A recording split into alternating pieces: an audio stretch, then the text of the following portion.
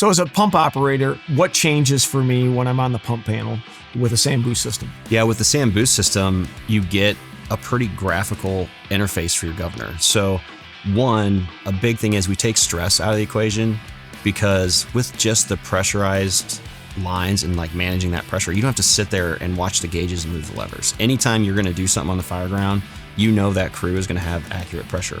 The biggest thing people don't realize about the automation or those graphical interfaces is feedback. Like your pump panel today, what does it tell you?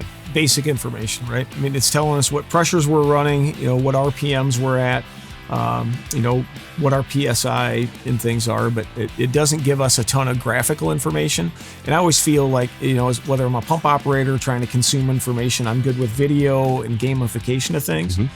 And that's one thing I saw with the boost system that really, really caught my eye. And I think, again, the younger people that we're bringing up to operate pumps, just making it easier for them. Whether you're experienced or new, the reality is like all those things you said, are they in one place? Or do you have to shop around all the gauges and levers? Well, and I think a challenge in the rural fire departments we're not on that pump panel every day. So when I was a career firefighter, we ran about a fire a day. So the pump operators were always up there. They knew where everything was at. Mm-hmm. We might get 20 fires in a year, maybe. And of those, we're actually pumping at 6 to 10. And with that, we don't always have the same people up there. Yeah. So I think that's one of the challenges is when guys and gals are jumping up there, it's not in the same location and they're trying to figure out, what levers am I pulling? What PSI am I at? How am I running things up?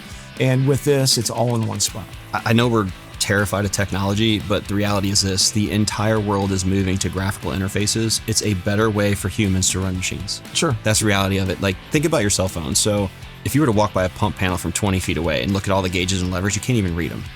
If you walk by your cell phone, you can take a quick look at it. You'll at least know you have email, you missed a call, you got text messages. So that type of interface is so important for being quicker and more effective at troubleshooting, right? Sure. You get a specific thing that says this is wrong in a big color, or there's big bright numbers. So that feedback that it can give you. And another thing is troubleshooting.